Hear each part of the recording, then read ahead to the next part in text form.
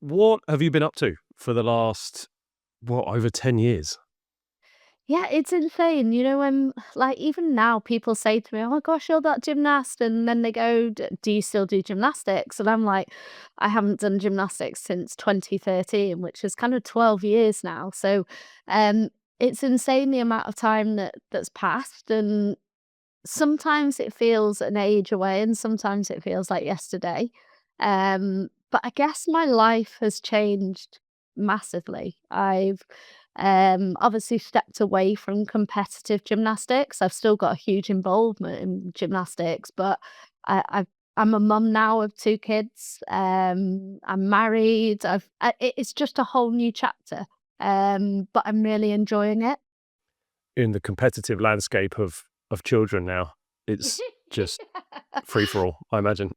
Oh, do you know what? I'm very lucky. I've got Finley's going to be 3 soon, and Freya will be 6 soon, and they are great kids. They make me laugh every day. They keep you on your toes. I think every parent knows that. But it's a whole new challenge in itself. But I absolutely love it.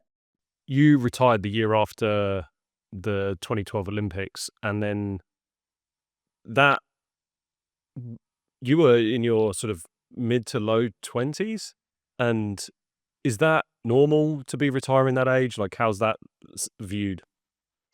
I think if you looked at it now, um, it's not uncommon. Back in 2012, I was kind of seen as one of the older members of the gymnastics community on the women's side. But absolutely, I think the sport has changed for the better. We're starting to see gymnasts staying on until their 30s. Some are having kids and then coming back into the sport. So it's a really positive change for women's gymnastics. But yeah, probably kind of I did 3 Olympics, which wasn't necessarily the norm back then. But we are seeing it a lot more now. Do you think that means that if people are coming in sorry, if people are finishing later, that gives the opportunity people to come in a little bit later? Or does it mean that you still have to be coming in from quite a young age? Because it's renowned for being in a sport where you have to be in it from a young age. So can that entry level be shifted, do you think? I think it definitely can. I think, as a youngster, the fear's not there. So if you catch children young and they're willing to have a go at stuff, they're willing to have a try at stuff, you're learning the basics. But I think what the positive is, it gives a longer development time. So obviously, traditionally, it was seen as a probably a young girl's sport, whereas now that's not the case. So you're not having to achieve everything by your kind of 17, 18. You can peak a lot later in your career. And there's a number of factors that kind of play into that. Coaches are used to coaching gymnasts that are older. You've got the sports science support behind it, the mentality of you can stay longer. Just even that in itself is very different. I am fascinated with the world of perfectionism. People that will listen to the show will know that that's the area that I have got a lot of interest in. Had a lot of people on the show about it from an academic perspective, but this will be probably the first time having an athlete on that I can really dive into it because the sport itself has probably got perfectionism baked into it. So when you just said there that young kids don't have a fear going into gymnastics, do you think that fear increases as you get older, and why would that be if it does? I think you just naturally start to think of the consequences for things as you get older, especially kind of into your adulthood. You and now as a mum, I watch my children and I'm constantly like, "Be careful, be careful." Whereas my husband's like, "Just let them do what they need to do," and obviously, you can guide them. But I think it's a great thing for youngsters just to have a go, but it's natural. As you grow older, you obviously with children, you're instilling in them dangers, what to watch out for, whereas as a kind of 4, 5, 6-year-old, they're still learning those boundaries. They're still learning the consequences of if you do try and jump off something and it's higher than what they're expecting. So you're talking more about definitely the fear of danger, so physical danger and actually hurting yourself in the sport. I would say so. I mean, obviously, it's not natural to necessarily just get up and do a forward roll. People, you've got to teach them how to do it. But as a youngster, with my 2-year-old, I just kind of say, bend over, put your head through your legs, and he rolls over. Whereas as an adult, you start to think, okay, well, if I do that and it goes wrong, this might hurt, or I might not be able to get up again. So I think there's just that natural what could go wrong if this doesn't go right. Mm. So the thing with perfectionism, which is I want to start moseying into that world really, because the thing with perfectionism is that a lot of the fears come from the fear of making mistakes. So trying to gather my thoughts on where we start here with this is quite simply, did you feel a sense of needing to be perfect throughout your time in gymnastics? Um, I was naturally a perfectionist with every part of my life, whether it was gymnastics or outside of my life. I was constantly looking to my coach when I was doing my training. How do I make that better? What is it that I've done wrong to make it look better, feel better? But even at home, I always wanted to be winning, and to be able to do that, I need to be able to do it perfectly because then you're better at it. Or things like my bookshelf would be in alphabetical order. My bedroom would be tidy. My everything had to kind of be done in a certain order. And I don't know, your clothing and your wardrobe, that was all kind of color coordinated. And people are like, that's insane. But for me, especially when I was traveling so much, it just made life so much easier for me. If you didn't get all of that done, how did you feel? Um, it didn't necessarily make me feel that I had to go and change it, but I do remember, so I had a flatmate for 3 or 4 years, whilst I was training, and I remember one time I was away, they sent me a picture of kind of all the books and the DVDs all over the place in the complete order, and they knew that I'd be like, "Oh my god, I just wanna get it tidy, I just wanna sort it out." Luckily, they'd sorted it by the time I got home, but, um it's really funny because my husband, on some levels, he's like, "You're so organized with some stuff, like the bookshelf or the wardrobe," but then I'll leave a cupboard door open here, there, and everywhere, and he's like, it just doesn't make sense to him. He's like, "In some parts of your life, you're so attention to detail, and then in some other areas, you're like, just leave a kitchen cupboard open." Not just 1 kitchen cupboard, 3 kitchen cupboards. He's like, "I just don't get it." What did it look like in gymnastics though? So what would it look like from a training perspective? How did it manifest itself there? Frustration. Quite often my coach would have to work with me and just say, take a step back. Because I'd get frustrated. She's like, Beth, you've only just learnt it, or it's a brand new routine. Take your time. It's not going to be perfect straight away. So I think it came out as frustration because I knew that I could do it, and if I didn't do it, I'm like, Why is it going wrong? What's up?" So my coach realised that quite early on. I worked with the same coach from the age of 12 all the way through to when I retired, at 28. So she soon realised how to challenge me, how to kind of make me tick, but also how to make me take a step back when that frustration was starting to appear because I was wanting it perfect. Um, and as you'll know, when you're putting so many hours into training, you want it to be right. Um, and you can't every day. Like, we're not robots, mistakes happen, things don't go right all the time. And one thing my coach always did with me at the end of a session was especially if I'd had a bad day, she'd kind of say, right, I want you to take one positive from today. Tell me what it is. And that was so that I could always end the session on a high.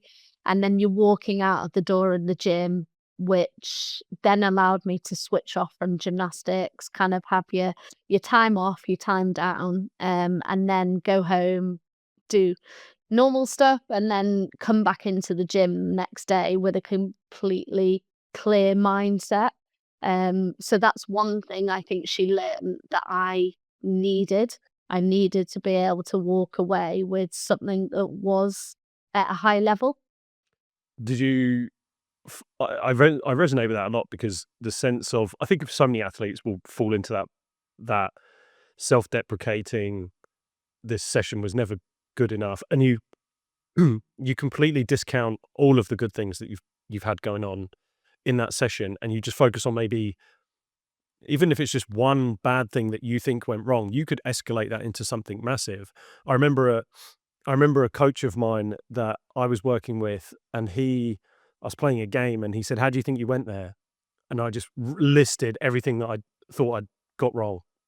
And he went, "I didn't ask you what you got wrong. I asked you how you went, and you chose to say the negative things. You chose to give me all the things went wrong." And I wonder how much of it is our inbuilt need as elite athletes to want to show other people that we are wanting to get better. We're not satisfied in mediocrity and that we want to be better. We are striving for better, because if we aren't to show that, then maybe it will give the impression that I'm just content with sort of average performance and things like that. Yeah, probably. And I think, like I said before, my coach soon realized that that's how I worked. I wanted it to be perfect all the time. And sometimes it can't be. And some days she'd say, look, I can see you're tired, right? This was your program. I'm going to adapt your program. And this is the positive you're going to take away from it at the end of it. And then when I finished that session, she would then say, right, how did you feel coming into the session? And what do you feel you've benefited coming out of the session? So like you say then, it's trying to take away the positive. I think, and this applies to anyone, whether you're in sport, business, everyday life. As a human being, I think we naturally focus on the negatives. I mean, someone can say 100 great things to you in a day, and one person could maybe make the smallest comment that's negative.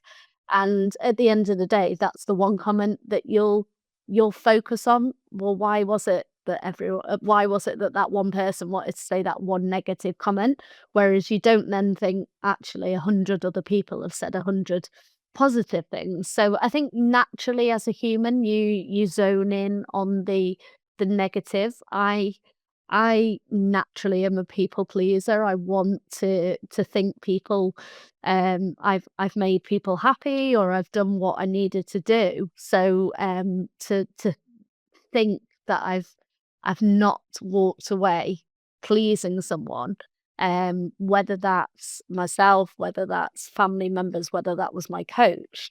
I think that plays into that whole perfectionist as well, because I'm constantly wanting to do better and make sure people know that I've worked my hardest. What about peers and competitors that you would come up against? Because again, baked into the sport is this constant judgment. Even the word judge is just Yep. in the sport, right? And It is. you are judged on your performance. You are judged literally on what you are doing and a number that you can get from your performance.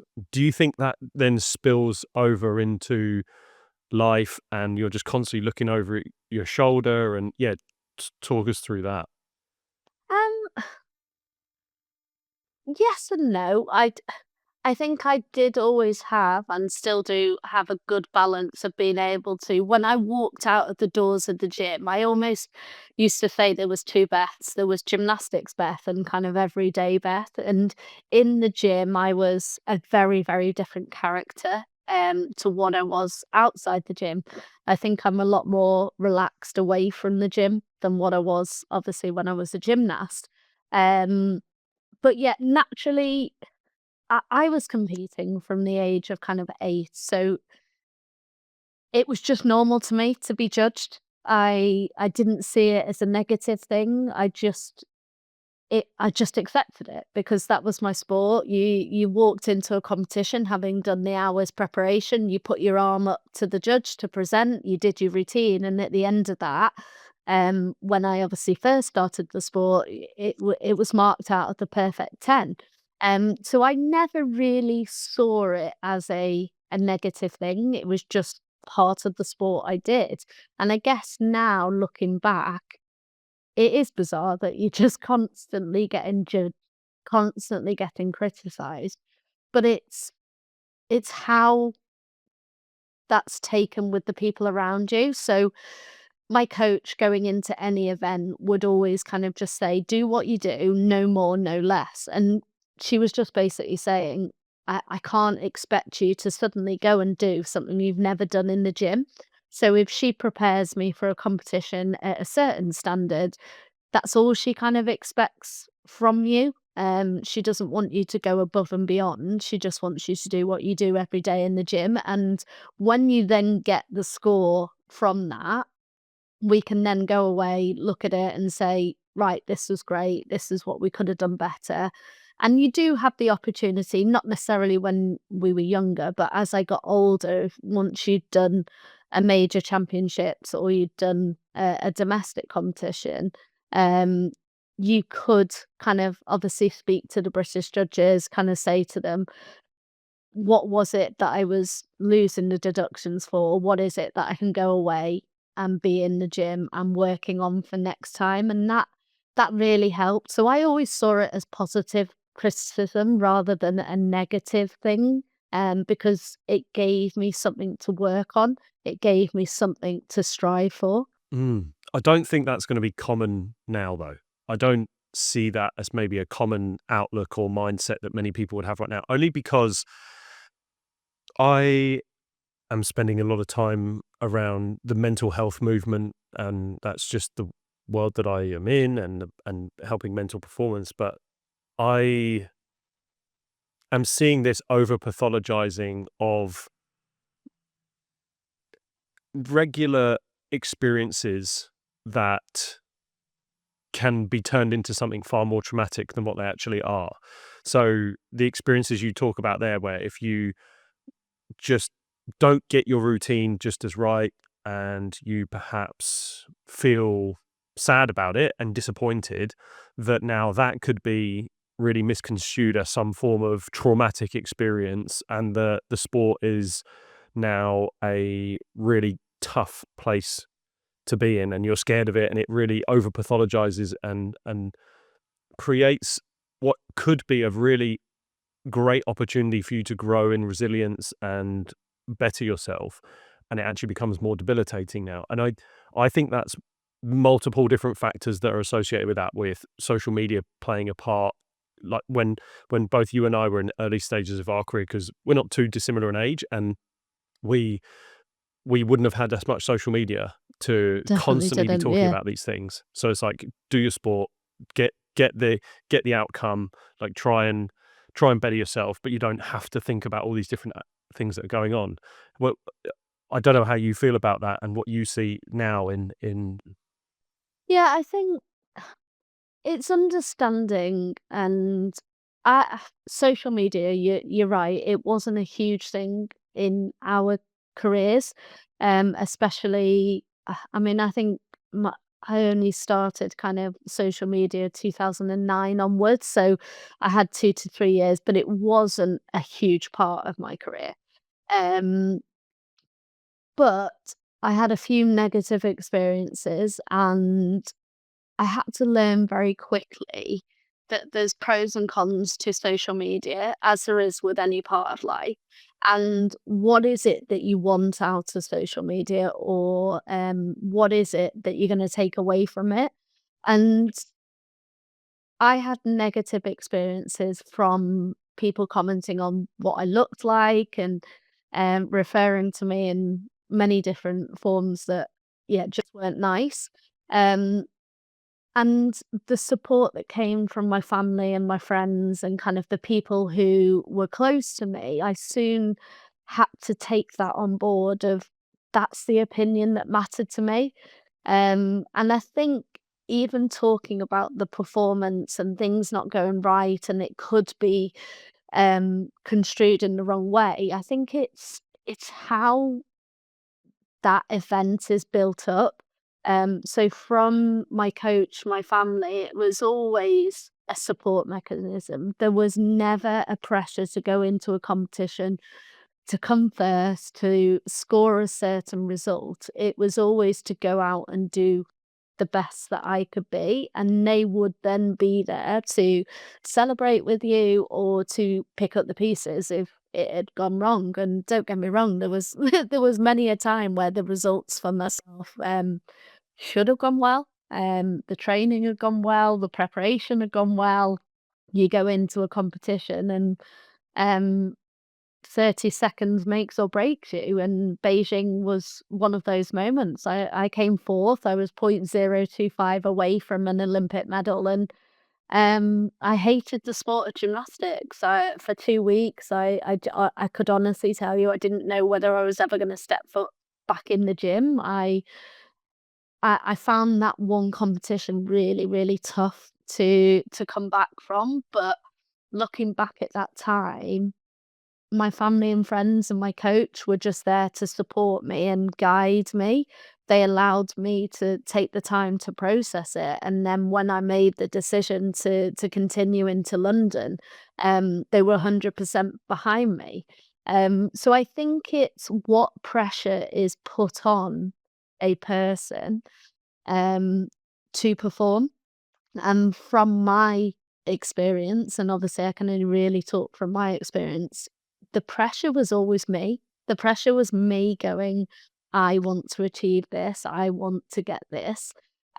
Because I knew how hard I'd worked in the gym. I knew what I could achieve. So when things didn't go right, yes, it was disappointing. Um, but it all came down to the fact that I was disappointed in myself. It wasn't because I felt that I'd let other people down. And I guess I look back and think how lucky I was with the people that I was working with, that they never put that external pressure onto me, that if a result didn't go the way that it wanted, I didn't feel like I'd let other people down as well. It was only ever I was disappointed in myself. I think the internal drive and want to do that yourself is the key factor. The fact that you've not got anyone else pressurizing you into doing it, your parents. But also, I think now there's this need to uphold a brand, an image, and I have to be an athlete that is upholding a certain image, even at a young age, that I'm consistently upholding that image. Mm. And I think that's very difficult for young people to do because it's an internal added pressure that potentially never existed before, that is not coming from a loved one or a support system, but it's coming from an external pressure that's just out in the ether somewhere. And yeah, I mean, I never had to deal with that, and I don't know if you did. Not really. Like I said, I was probably 23, 24 before social media was really part of me and part of my life. And even then, it wasn't a huge impact. And also, gymnastics as a whole wasn't necessarily a forefront sport. It didn't have a huge amount of media attention when I was growing up in my career. So the only kind of comments you would get maybe were through the gymnastics world rather than your everyday kind of person commenting on a social media platform. But I think that all comes as part of the training and the adaptations to the new ways of working with social media. So a coach has a lot on their shoulders. I mean, my coach was kind of, especially early in my career, was my coach as a gymnastics coach, but was also kind of that psychologist of how to cheer me up when things weren't quite going right, or if you had a disappointment or you had an injury, but also how to control the emotion when everything was going amazing. Um, they were also that support mechanism, and not just for me, but for the whole group of gymnasts that they were coaching.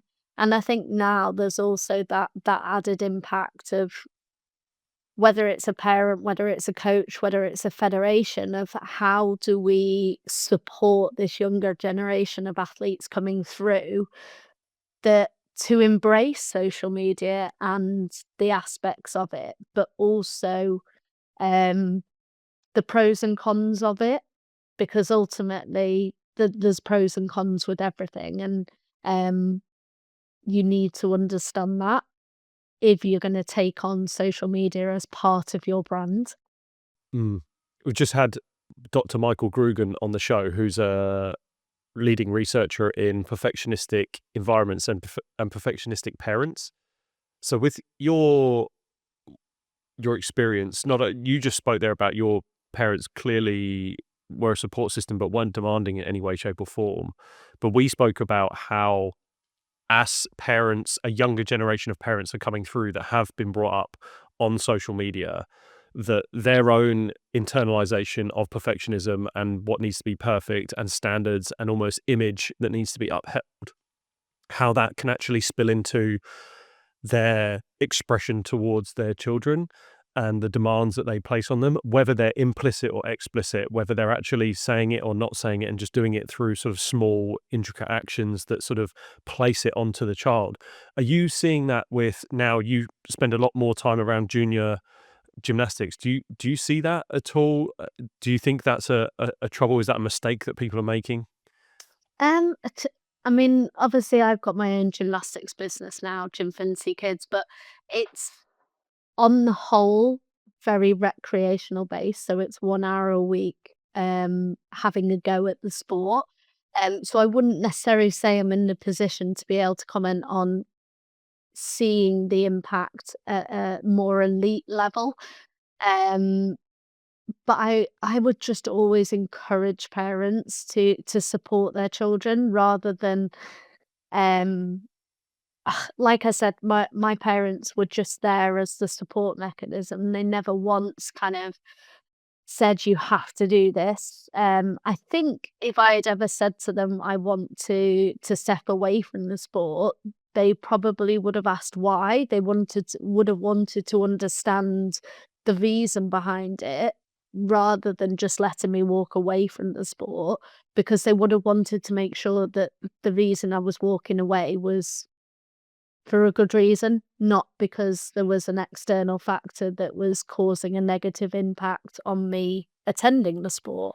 Um, so absolutely my parents were a positive support mechanism around them, and I would just encourage, with my kids, I just expose them to different sports. So Freya currently does ballet, she does tap, she does swimming, she does gymnastics. Um and it's more just to give her the opportunity and then allow her to make that decision. Finley does gymnastics and swimming, and they just love it. They walk away with a big smile on the face at the end of the day, and as a parent, you know your child, you know um, what their usual kind of temperaments are. So if you're starting to see changes in that, it's understanding why, understanding, is it because there's too much pressure on them to be performing? Um, so yeah, I think it's understanding your own children and what it is that they want out of it, not what you want out of it. Knowing what you know and the journey you've been on as an Olympic athlete, as your kids get older and potentially transition from it being recreational to then going, okay, I want to have a go at this and be professional in whatever sport that might be, how would you like to handle it? I would definitely be guided from my parents. They found a coach and a club that they trusted. and worked with my coach. And yeah, I would definitely be guided by them, supporting them through it. And a lot of people have said to me, would you allow your children to go into elite level gymnastics? For me, gymnastics is a great fundamental sport, and that's absolutely why they do it at a young age. And if one of them turns around and said they'd like to continue it into kind of higher level, I absolutely would support them. I wouldn't say no to them to do it. Um, and I would make that same decision, find an environment that is right for them, find a coach that I trust and that my children like, and then allow them to pursue their dreams if they want to. I think it's just, um, as a parent, being comfortable with the environment that your child is in and knowing that they're in a happy, safe, fun, engaging environment, to develop their potential. It's it's always interesting seeing professional athletes that have now become parents, and when they talk about how they would raise their kids, you very rarely I don't know if I've even come across someone that would say, "Of course they're going into that sport. Of course they're being pushed. I'm going to, for not for a better word, push them into it, and they're going to give it their all."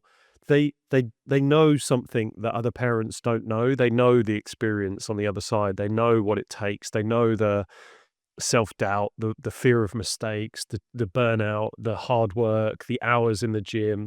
They know what it is, and they kinda know what you need to get there, and you do not need the person who is technically meant to be your caregiver and your biggest form of support in your entire life bearing over you and making that journey much more of a tasking experience than an enjoyable one. And it's always people who have either not experienced that or the people that have been in a high performing environment and it's not sport, it's business or some other area. Yeah, I think what I learned from my parents was just they exposed me to a lot of different sports and a lot of different opportunities. I tried ballet, I tried swimming, I tried horse riding, hockey, I tried music, definitely not my thing. So they just kind of exposed me to lots of different things, and then naturally I just loved gymnastics. My brother was a hockey player for England up to under 21 level. He went to Europeans, and so we were naturally quite a sporty family. But just by allowing my brother and myself to try lots of different things. I also did all the kind of rainbows, brownies. My brother went to Cubs and Scouts, and it was just allowing us to experience stuff, find what I enjoyed, and I guess I look back now and just think how lucky I was that I found a sport that I loved. I ended up being pretty good at and achieving some great results, but actually off the back of that, I've now got a career in it as well, and my 2 passions have always been working with children and gymnastics, and every single day I'm waking up loving what I do and knowing that I'm giving an experience to another child to experience the love of the sport. I want to go back to something around the social media side of the sport. The American high school and college gymnastics scene is wild. It's It's cool, isn't it? it's just a huge it's a moneymaker, and it's again this huge brand of athletes that athletes are brands now. They've not even turned pro, or they've not even become an elite athlete in the Olympics or anything like that. But the other thing someone mentioned to me the other day was whether it's teetering on the edge of it being so forward facing on social media, and the thing that, especially for women, that gets a lot of clicks, and men, is the sort of topless men, but also the sexualization of it, and the fact that that can then potentially lead to these athletes getting into it for the wrong reasons and growing their brands there for the wrong reasons, and almost going for an influencer status rather than actually an athlete status.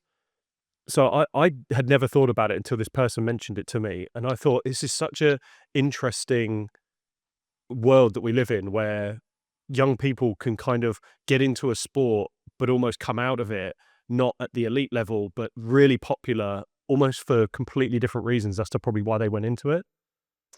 Yeah, I think from my experience, I've had a lot of friends that have gone out to the States and done the NCAA, and they've absolutely loved it.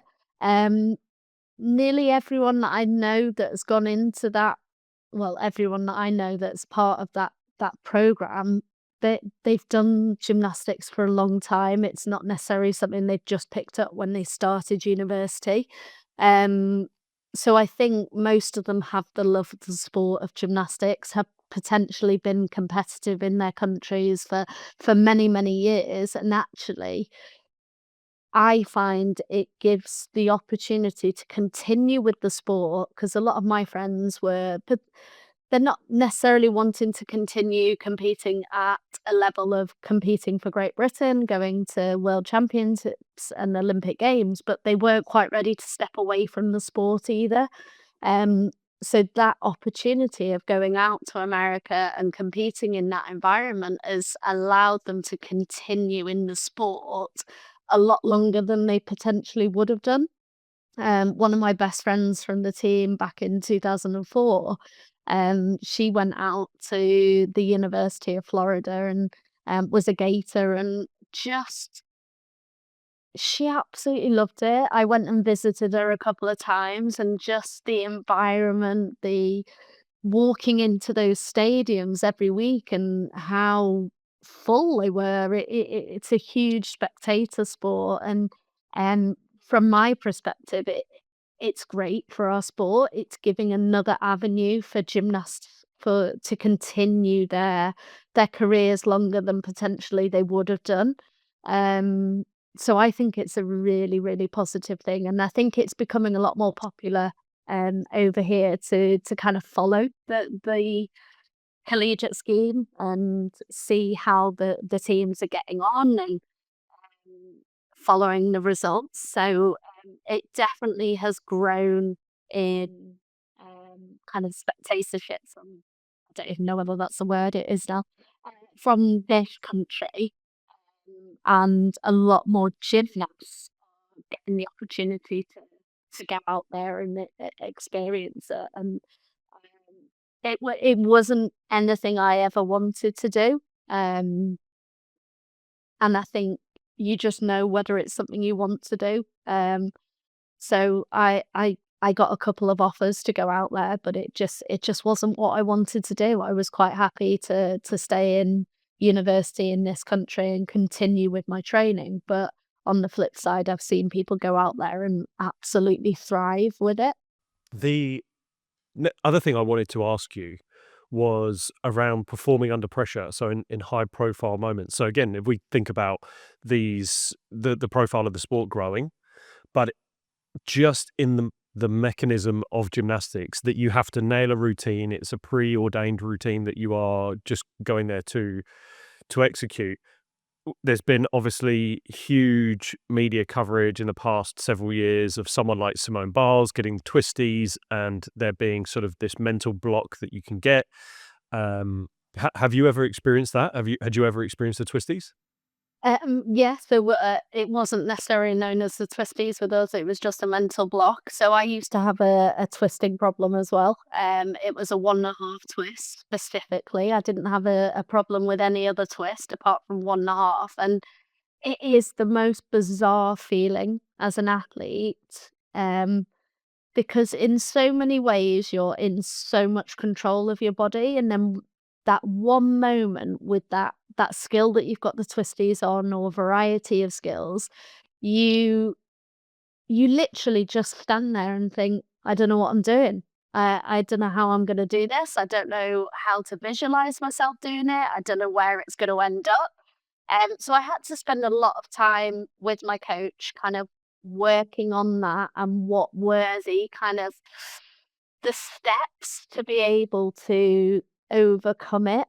So yeah, it's the most bizarre thing, and I think if you're not involved in the sport, it's really tough to understand how you can just stand there and not have a clue what you're doing. So if you were to give advice to someone who has potentially got one of those mental blocks, has Yeah, experienced something this, and this wouldn't even apply in just gymnastics, this would be somewhere else. So if you were to give advice to someone who has got a mental block and they can't really execute their skill, they've almost feel like they've forgotten it and their body's now alien to them and they don't know what to do. Like, what would be your advice to them and how you went through it?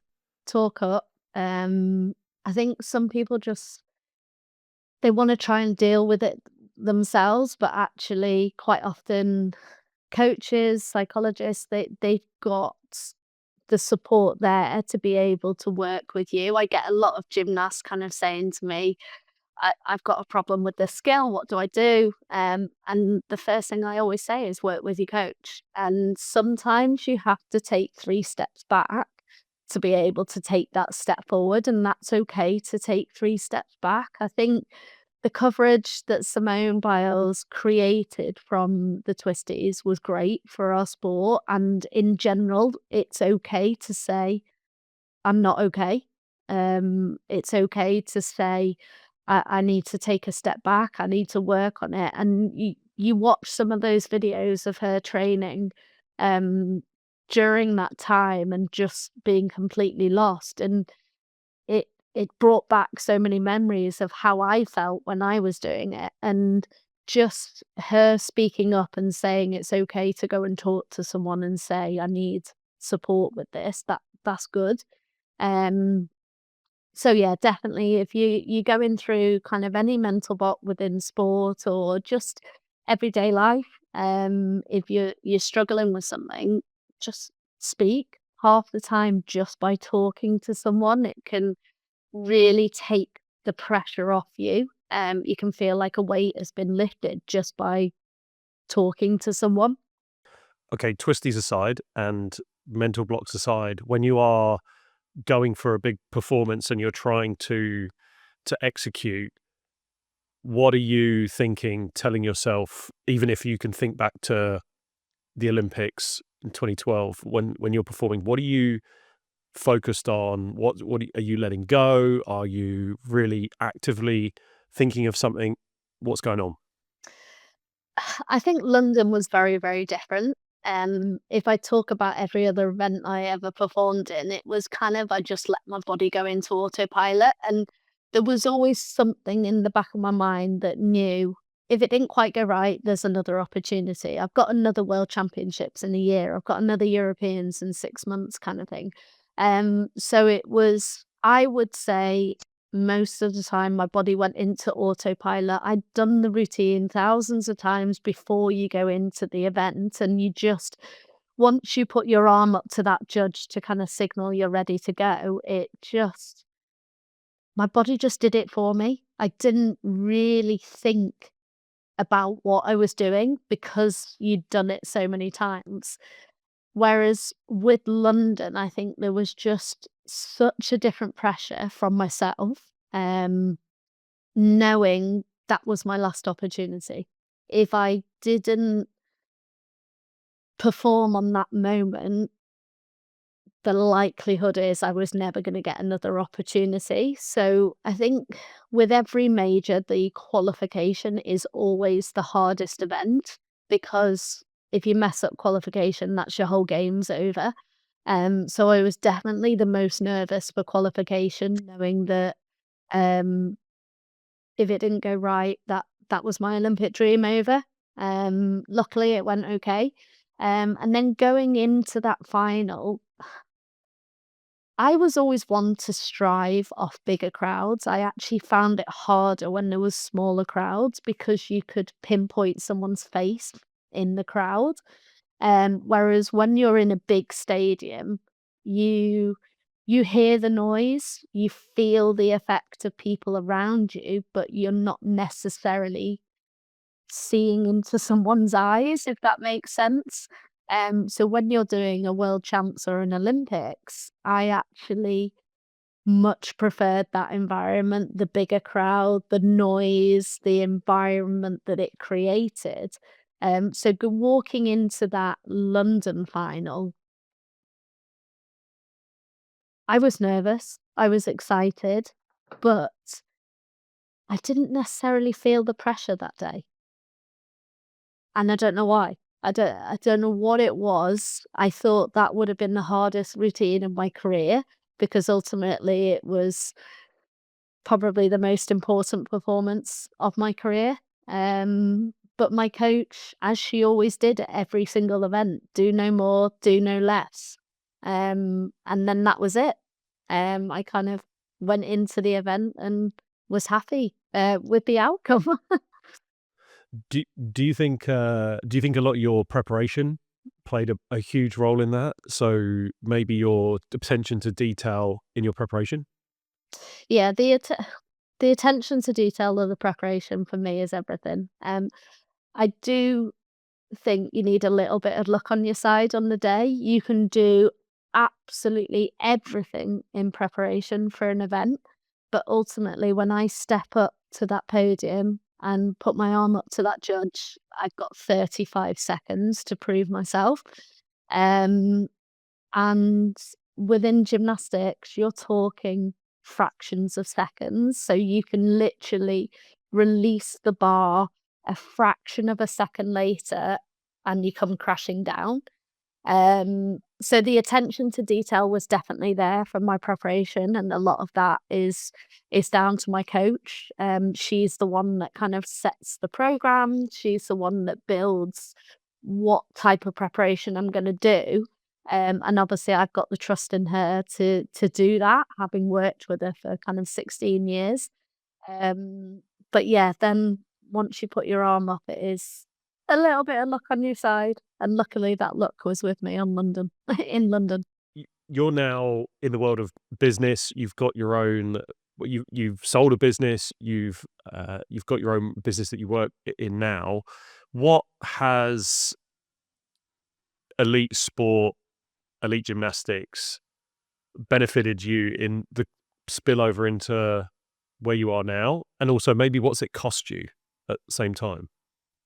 Um, I wouldn't say it's necessarily cost me anything. I think from my sporting career going into business, there's been so many positives, and it's only probably more recently that I've realized how much my sporting career has helped my business career.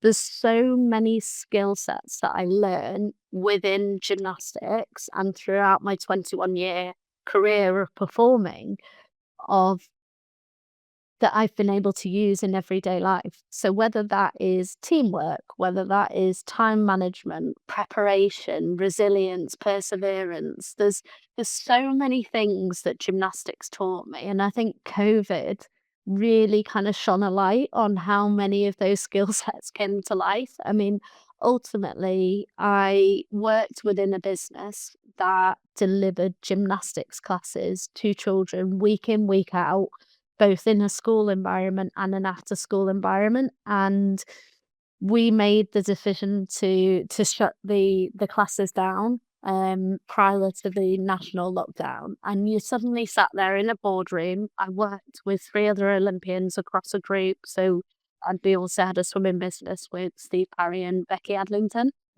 And all of us just kind of sat there and looked at each other and said, right, here's our problem. What's the solution? So very quickly that athlete mindset came in of um, there's an obstacle in our way and how are we going to get over it? Rather than right, we're a business that child faces day in, day out, and we can't see children. What are we gonna do? So we quickly turned the lessons online. We were still offering activity to children, especially during a time where obviously they weren't with their friends, they weren't able to get out and be active in environments. So I think that mindset really showed through for COVID. Um, and I think a lot of my colleagues will comment on my attention to detail. So if they ever want something kind of looking over, they know I will pick up on the smallest little detail. So they will comment on my attention to detail, and that definitely comes from my kind of natural instinct, but also gymnastics has kind of fine-tuned that, I would say. So yeah, there's so many things that gymnastics has helped me be, I hope, a better business person, a better leader, for my team. Friend of the show, Andrew Steele, who was a Oh, yeah. former Olympian himself, he went into business, and you He know Andrew. did, he's done amazing. He said something on we spoke on the show about the crossovers between business and sport, and we both agreed that if I go into a corporate to sort of talk to them about how to motivate themselves or whatever, I can't really tell them how to do what they do, because my job was to throw a ball around a field. Like, that was what I was taught. I don't know how they do what they do, but the things that I think, especially that you've spoken about here, that you can take away and take into sport, are these sort of nuanced mental abilities of, especially when things are tough, the ability to adapt, find a way. So you talk about COVID there, the adaptability and going, okay, well, what is in front of me is what's in front of me, and I'll deal with it. The same way you have to deal with if on a performing day that you are just slightly more run down, or your ankle's a little bit tighter than it's been before, and you just figure it out, right? You just find a way. And I said to him, I think one of the biggest skill sets that athletes have that they can give businesses is this mentality of being able to show up and perform even when they're not 100%. Whereas if you look at a lot of the corporate environment, you hear a lot of people are just taking sick days, and I've spoken to many corporates that have this issue with people coming off work, and it's because they feel this slight bit of discomfort or slight resistance in their life, and then they sort of back off and can't do it, and they're sort of thinking, wow, all we need is you just to be able to dial it up a little bit, 10%, and we'll be okay. So yeah, I never think you can in business from sport that you can sort of transfer how you do what you do, but definitely either why you do what you do or some of the mentality in how you do it, you can. The within business, quite often you can move between business to business, and the technical side of that business you can learn. And I think a lot of athletes have so many skills that are already ingrained in them, whether that is time management or teamwork or resilience, that you can have a positive influence on other colleagues, um, but also allow them to grow as individuals. Yeah, comes back to teamwork and the ability to work with different people, I think, as well. In sport, you're able to in sport, you kinda have to work you kinda have to just work with who's in front of you, don't you? Yes, you can choose your coaches here and there, but pretty much your teammates are your teammates, and you don't have to like everyone to get on with them. But I think one thing I learned was I may not have everyone in my team that I get on with, but when we step over the line, we will all figure out a way to do well, to try and better each other's ambitions and goals and the collective goal as a team. And I do think we're kind of seeing a loss of that, and whether that's down to like an individualized want to succeed, or if people got to have their own side hustle and be their own sort of agent of their own life. Yeah, I don't know. I think sometimes we might be losing that ability to follow each other and to rather than just kind of self-lead all the time. Yeah, the one thing I've learned within business, when I first came in and obviously was in a senior position, it was I felt that I needed to have the answer to everything. I needed to do everything. Whereas actually, when you look back on your sports career, you didn't. You use the strengths and the weaknesses of everyone else around you. You use that support mechanism, and I suddenly started to. I worked with a couple of great kind of business coaches. I had some great mentors, and they were kind of saying, "But why do you need the answers to everything?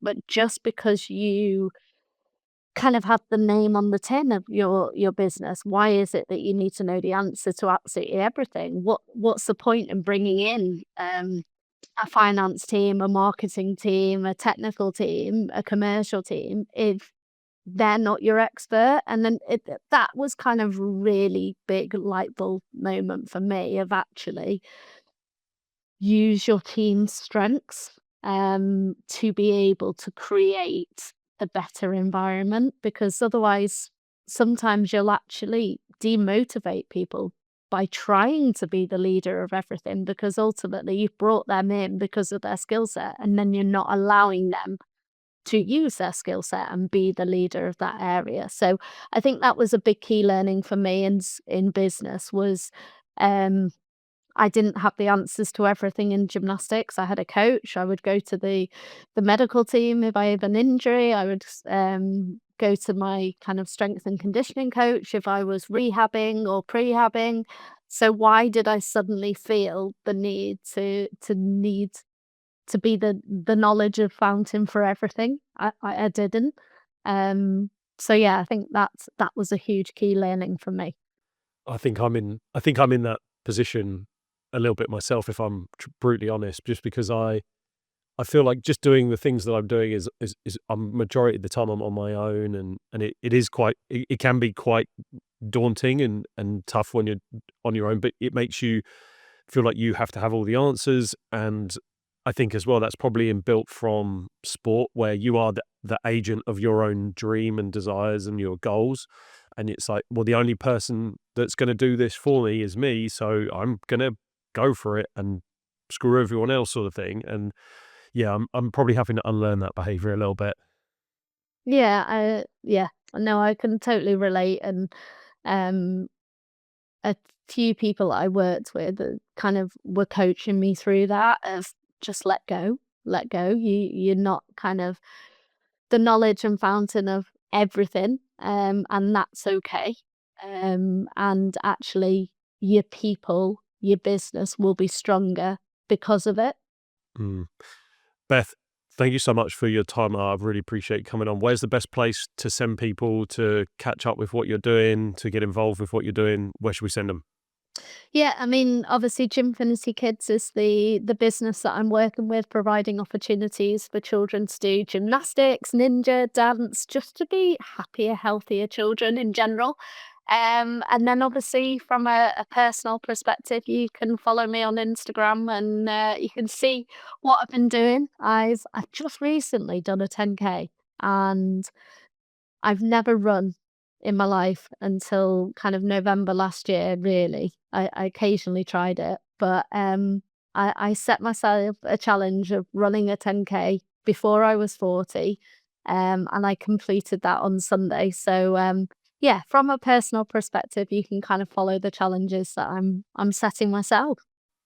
I'd see all these athletes that have finished their careers, and like Max Whitlock, I think, is doing Yes, a high rocks, he is. and I keep following they that. go into finding fitness goals, or they find fitness goals, or they find activities that are so out away from what they were doing when they were actually competing. It's such an interesting thing watching people go and set those goals in a sport or an activity that's completely alien to them. Yeah, I think obviously, I did a sport where it was short, sharp bursts, so kind of 30 seconds to a minute. So to kind of continuously run for an hour is not my idea of fun. But actually, I've started to appreciate why people can enjoy running as an activity. I'm definitely not doing a marathon though. Getting the I runners am high. not. Fair. Look, Beth, thank you so much. I really appreciate you and Thank you. everything you're doing and having your insight for today. So thank you so much. Thank you. If you enjoyed that episode with Beth and you want to enjoy even more episodes of the show, then I put together a playlist for you to get started. All you got to do is go around about here.